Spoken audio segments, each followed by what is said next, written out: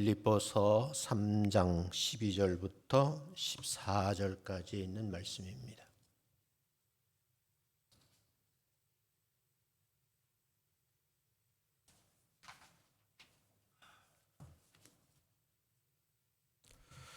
찾았으면 한 목소리로 함께 합독하겠습니다. 12절부터 읽습니다. 시작. 내가 이미 얻었다 함도 아니요 온전히 이루었다 함도 아니라 오직 내가 그리스도 예수께 잡힌 바 된 그것을 잡으려고 달려가노라.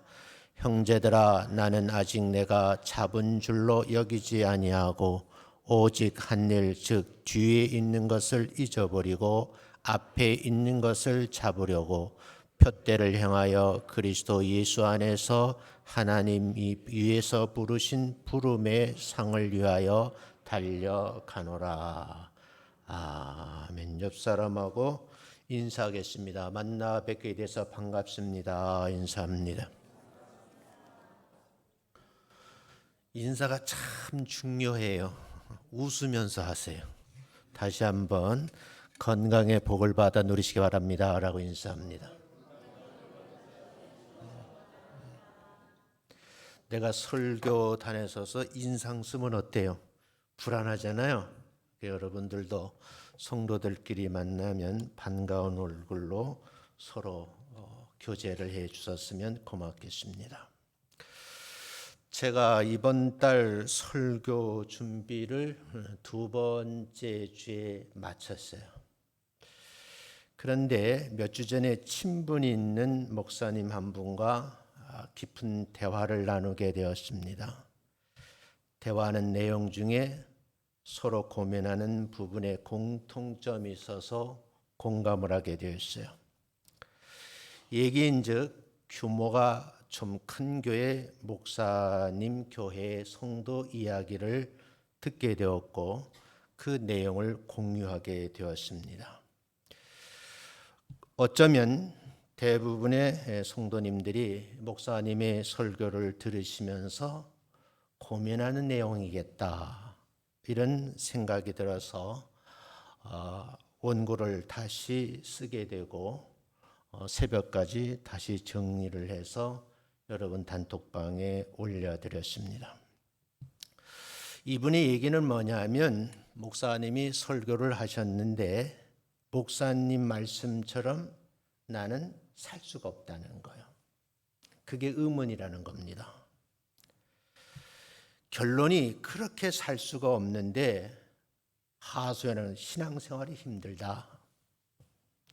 생활에서 실천할 수 있는 내용에 대해서 말씀을 전해 주시면 어떨까? 그런 이야기입니다. 제가 교단 목회대학원에서 강의를 하고 있어서 강의를 준비를 하면서 설교에 대해서 나름대로 자료를 찾고 분석하고 해석한 다음에 정리를 했어요. 근데 대부분의 신학자들, 특히 설교 신학자들하고 목회자들의 자료를 좀 보니까 크게 5가지로 분류를 하더라고요. 그리고 14가지 방법으로 설교를 한다고 그래요. 그래서 그 논리대로 생각해서 제가 원고를 작성해 놓고 제가 오늘 하는 설교는 어떤 카테고리에 속해 있고 어떤 유형의 설교일까 나름대로 생각을 해보니까 이거는 이제 전개 방식 구조에 따라서 분류를 하게 되면 두 번째에 있는 문제 해결형 설교다 이렇게 말씀을 드리고 싶어요. 그래서 다음 기회가 오면 이번 달 첫 번째로 설교 원고를 작성해 놓은 생활형 설교를 다음에 이어서 하도록 하겠습니다. 다음 달은 원고 작성을 안 해도 아주 편할 것 같아요. 설교 원고 작성하는 것이 굉장히 힘들죠. 그래서 늘 우리 허 목사님이 얼마나 힘들까. 나는 한 달에 한 번밖에 안 하지만 이게 365일 새벽 설교 등등 수많은 설교를 하니까 얼마나 어려울까 하는 생각에 또 나름대로 어떻게 도움을 드릴까 그렇게 생각도 하고 있습니다. 자, 방금 소개한 이 성도님, 실천이 가능한 말씀을 해주시면 좋겠다는 요청이었는데, 이분의 요청대로 그러면 우리가 이 고민을 함께 공유하면서 본문의 말씀을 한번 보기로 하겠습니다. 그래서 바울이라는 분이 도대체 어떤 분인가를 먼저 생각을 해봐야 되는데, 제가 줄을 달아놨어요. 사도 바울 일대기에 대해서 줄을 달아놨으니까 스마트폰에서도 아래 한글 어플을 다운로드 받아 뷰를 다운로드는 볼 수 있으니까 여름 시간 나실 때 한번 보셨으면 좋겠다. 크게 여러 가지 얘기겠지만 그냥 요약을 하면 이런 거요. 바울은요, 복음을 위해서 전 생애를 바친 사도예요. 이 복음 사역을 위해서 감옥에 갇히기도 하고 매도 얻어맞기도 하고 결국 죽음까지도 감수한 그런 사람이었다는 거예요. 그런데 이 설교를 듣는 성도님이 나는 그렇게 살기가 불가능하다는 거예요. 그러면 이 말씀을 보면서 이 목사는 어떻게 이 문제 해결을 할 수 있을 것인가에 대해 관심을 가지고 오늘 설교를 좀 하려고 합니다. 바울은 생애를 그렇게 살았어요. 오늘날 우리의 삶과 또 환경이 바울과 같지는 않죠. 가정을 이루잖아요. 가정을 유지하려면 직장 생활해야 되고 두 부부는 자녀를 돌보는 어려움이 있어요. 그리고 그 삶이 너무 어려운 거예요. 그러다 보니 바울처럼 살라고 말하게 되면 거부 반응이 일어난다는 거예요. 그래서 제가 설교 제목을 문장을 완성하지 아니하고 그냥 미완성 설교 제목을 써놨어요. 사도 바울처럼. 오늘 설교를 들으시면서 뒷부분을 여러분이 퍼즐을 맞추듯이 맞춰주셨으면 좋겠다라는 생각을 해요. 바울처럼 살아야 한다, 이 말은 그의 고난을 따라가면서 복음적인 삶을 살라는 그런 뜻이 아니고, 핵심적인 말은 뭐냐면 바울이 방향을 정해놨어요. 그 방향대로 따라가면서 살아라, 그런 뜻이에요. 그래서 여러분들도 이제 문장을 설교 제목을 완성시킬 때에 어떻게 완성시킬 것인가를 좀 고민을 해보시라, 그런 뜻이에요. 이 설교 제목을 명령형이나 강요형으로 하지 말고 권면형으로 했으면 더 좋겠다 하는 그런 설교학자의 얘기도 있더라고요.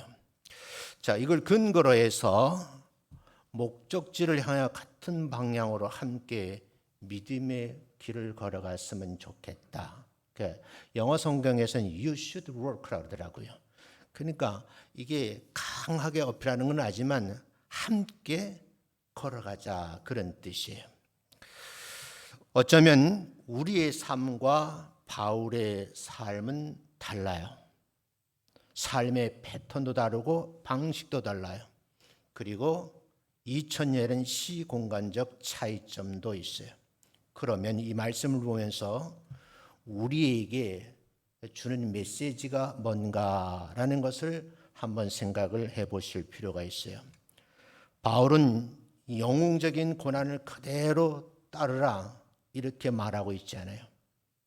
언급했지만 사도 바울이 행했던 방향을 따라서 앞으로 전진하라, 그런 뜻입니다.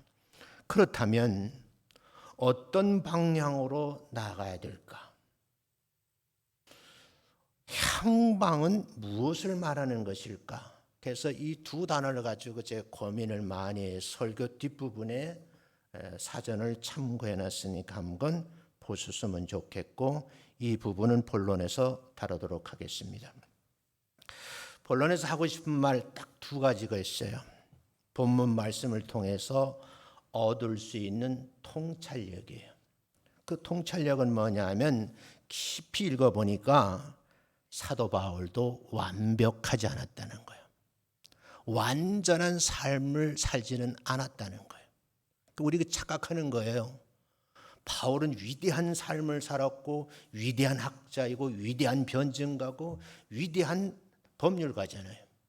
그런데 이분의 행적을 따라 사는 것이 아니라 그분께서 정해놓은 방향을 따라서 앞으로 행진하라, 그런 뜻으로 여러분이 이해하셔야 되는데, 이걸 이해하려면 제일 첫 번째가 이분도 완벽하지도 않고 또는 완전하지도 않은 그런 존재였다는 것을 전제하라는 거죠. 그 내용이 빌립보서 3장 12절 말씀에 있어요. 3장 12절에서는 내가 이미 이루었다 함도 아니요 온전히 이루었다 함도 아니라고 고백을 해요. 이 말은 무슨 말인가 하면 사도인 바울조차 자신이 완벽하지 않고 완전하진 사람인데 뒤집어 말하면 실수투성이었다라고 스스로 인정을 하는 거예요. 육체적으로나 정신적으로 복음을 전한 많은 고통을 겪었고 주변 사람들 때문에 얼마나 낙심을 했는지 고민하는 내용이 성경에 그대로 기록이 되어 있어요. 그 말은 인간적인 냄새가 풍기는 한 사람이었다, 그런 얘기입니다. 자, 여기서 우리가 생각해 볼 것이 있어요. 8절 9절을 고린도후서 8절 9절을 참고하면 이렇게 기록이 되어 있어요. 한번 읽어볼까요? 시작.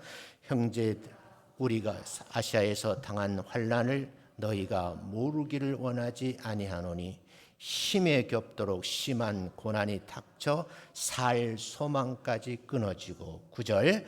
우리는 우리 자신이 사형 선고를 받은 줄 알았으니 이는 우리로 자기를 의지하지 말고 오직 죽은 자를 다시 살리신 하나님만 의지하게 하려 하심이라. 바울이 고백하잖아요. 정말 내가 소아시아 지역에서 복음을 당한 환난을 여러분들도 알았으면 좋겠다. 강조하느라고 문법에서는 모르기를 원하지 아니한다래. 너희도 알았으면 좋겠다는 얘기예요. 그런데 어느 정도로 힘들었느냐? 힘에 겹도록 심한 고난이 닥쳐서 살고 싶은 욕망이 끊어졌다, 이런 표현을 써요. 여러분, 어쩌면 우리가 지금 신앙생활을 하고 있는데 바울과 같은 이런 상황에 접해 보신 적이 있나요? 여러분, 우리가 함께 고민해 보라는 거예요. 그러면 사도 바울이 위대한 이유가 뭘까? 완벽한 삶, 완전해서가 아니라 끝까지 정해놓은 방향을 놓지 않고 있었던 점이 뭐예요? 그게 위대한 거예요. 두 번째 통찰력은 바로 바울도 완벽한 삶 안 보는데 중요한 것은 올바른 방향을 정하고 있었다는 것을 잊으시면 안 돼요. 바울은 빌립보서 3장 13절에서 이렇게 말하지요. 한 일 그랬어요. 즉 뒤에 있는 것을 잊어버리고 앞에 있는 것을 잡으려고 이렇게 고백을 하잖아요. 한번 읽어볼까요? 시작. 형제들이 나는 아직 내가 잡은 줄로 여기지 아니하고 오직 한 일, 즉 뒤에 있는 것은 잊어버리고 앞에 있는 것을 잡으려고. 14절. 푯대를 향하여 그리스도 예수 안에서 하나님이 위에서 부르신 부름의 상을 위하여 달려가노라. 진행형이죠, 그죠? 푯대를 줄기차게 달려가고 있다는 거예요. 그럼 여기서 바울의 방향은 어디였을까? 목적지는 어떤 곳일까? 이런 질문에 대해서 바울이 직접 고백한 말씀 속에서 의미를 찾아볼 수가 있어요. 바울의 방향은 어느 곳인가? 바울의 인생의 방향은 한마디로 말하면 예수 그리스도를 향하고 있어요. 그는 자기 인생의 방향이 더 이상 세상적 성공이나 종교적 업적이 아니라 한마디로 정리해서 그리스도를 아는 것이라고 딱 정리를 했어요. 이걸 선언하고 있거든요. 여러분과 저 평생 살아가면 성경을 읽고 성경 공부를 하고 주일마다 말씀을 들어. 바울의 예를 들면 한마디로 예배드리는 거지. 그리스도를 알기 위해서 이런 말씀 듣는 거예요. 자, 이 빌립보서 3장 8절부터 10절까지 있는 말씀을 우리가 다시 한번 생각하면 이런 거예요. 모든 것을 해로 여기면 그랬어요. 내 주 예수 그리스도를 아는 지식이 가장 고상하다라고 전제를 하면서 내가 그리스도를 위해서 모든 것을 잃어버렸다 그랬어요. 어느 정도로 배설물처럼 여겼다는 거예요. 그 얼마나 당대의 지식인이고 철학자이고 법률가고 막강한 고난을 가지고 있던 유대인 종교 지도자잖아요. 그런데 이걸 배설물처럼 버렸다는 거예요. 그리고 나서 버리고 얻은 것이 뭐냐면 내 가슴에 그리스도를 품었다. 그리스도를 얻었다는 거예요. 오늘 예수 믿는 사람 중에 예수를 고백하고 그분이 구주임을 선언하는 많은 사람들이 이게 얼마나 소중하고 귀한 것인지를 잘 모르고 있다는 거예요. 그래서 9절 말씀 이렇게 말씀을 해요. 그 안에서 발견되려 함이니, 정말 나타나길 원함이죠. 그리고 내가 가진 의는 구약을 이용하는 거예요. 율법학자니까요. 율법에서 나는 것이 아니요 오직 그리스도를 믿음으로 말미암은 것이니 믿음으로 하나님께로부터 난 의라, 이렇게 소개를 하는 거예요. 여러분, 이 말씀을 잘 음미를 하셔야 돼요. 그분은 일평생 추구한 것이 교리를 아는 것을 넘어서 인격적으로 그리스도와 연합되고 그런 삶을 살기를 원하셨어요. 그분의 평생 소원이 뭐냐면 그리스도의 성품을 닮아가는 삶이었어요. 그래서 여러분, 이걸 제가 설교원 도표를 그려서 표현을 잘 해놨으니까 나중에 여러분 설교 원고를 다시 보셨으면 좋겠어요. 그걸 소개할 시간이 없으니까. 그러면 오늘 본문 말씀을 통해서 우리가 또 하나 깨달을 것이 있는데, 바울은 완벽한 삶, 완전한 존재도 아니었는데 방향이 정해져 있다 그랬잖아요. 그럼 바울이 한 목적지는 어디인가 하는 거예요. 그래서 이거를 이제 논리학을 공부하시고 이제 국문학을 연구하신 분들은 이해하기가 쉽겠지만 조금 어렵지만 목적과 목표를 구분해서 여러분에게 알려드리는 것이 도움이 되겠다, 이렇게 생각을 했어요. 바울은 그의 삶의 최종적인 지향점을 명확하게 제시해요. 그래, 이걸 목적과 목표로 나누어 이해하면 도움이 되겠다는 거죠. 그러면 예수 그리스도를 믿는 사도 바울의 궁극적인 목적은 뭐냐? 천국 가는 것이지만 천국 가기 위해서 그리스도를 아는 삶을 사는 거예요. 그리스도를 알기 위해서 평생 고민한 거예요. 그리고 그 고통을 감수하셨어요. 그래서 내가 그리스도를 품고 사는데 그 부분 안에서 나 자신이 뭐야? 드러나기를 원하고 발견되기를 원했다, 그런 말이죠. 바울의 궁극적인 삶의 목적은 어떤 상태에 도달하는 것이 아니라 예수 그리스도를 깊이 알아가고 그분 안에서 온전히 발견되는 것이 목적이었다는 거죠. 성경은 이렇게 말을 해요. 내가 그리스도를 얻고 그 안에서 발견되려 함이라. 내가 그를 알고자 하여 그 고난, 그 아픔, 그 고통을 감내했다, 이런 말씀으로 여러분이 이해하시면 되겠어요. 조금 어려운 말로 하면 바울의 전 삶을 통해서 이루고자 하는 핵심적인 지향점, 그건 뭐냐면 존재론적 변화를 원했다, 이렇게 좀 어려운 말로 설명을 할 수 있겠어요. 자, 그럼 이 어려운 말을 좀 부연 설명하면 세상의 모든 가치를 뭘로 여겼어요? 배설물처럼 여겼다는 거예요. 그리고 그리스도를 아는 지식의 탁월함을 추구하기 위해서 성경을 끝까지 보면서 그분처럼 살려고 몸부림쳤다는 거죠. 이걸 요약한 학자들의 얘기를 들어보니까 교리적인 지식이 아니라 그리스도와의 인격적이고 실제적인 연합을 통해서 예수님의 성품을 담고 그분의 뜻 안에서 살고자 하는 삶의 근본적인 목적을 가지고 있었다. 그래서 그분은 이 땅에 살아있는 동안 지속적으로 추구했던 가치가 바로 이 목적이었다. 이런 얘기를 해요. 그럼 이 목적을 이루기 위해서 목표를 세웠거든요. 그 목표는 뭐냐? 오늘 성경에서는 하나님이 위에서 부르신 부름의 상이라고 그래요. 제가 시골 교회에 있을 때 부흥사가 오셔서 말씀을 전하더라고요. 근데 어떤 분이 천국에 들어갔다는 거예요. 가보니까 모든 사람들이 하나님 앞에 그 부름의 상을 받았는데 의의 면류관, 생명의 면류관, 다 별의 면류관을 쓰고 있는 거예요. 천사가 와서 자기에게 면류관을 수여하는데 자기는 개털모자 썼다는 거예요. 그래서 이 부흥사 강조하더라고요. 이 땅에 살면서 구원받은 백성들이 개털모자 쓰지 말고 면류관 받기 위해서 바울처럼 살아야 됩니다. 제 기억이 그렇게 나요. 바울처럼. 근데 여러분, 그 큰 교회 성도는 뭐예요? 바울처럼 사는 게 어렵다고 말하잖아요. 마무리해서 이 말씀을 좀 전하려고 합니다. 자, 그러면 목적지가 어디인가? 이 목표의 지점은 하나님 앞 천국에서의 그리스도의 심판대입니다. 이걸 잘 음해서 그래서 집에서 요한복음 5장 24절을 다시 한번 읽어보세요. 그러면 도움이 될 것 같아요. 그러면 사도 바울이 바라본 목표는 뭔가 하늘의 상급이죠.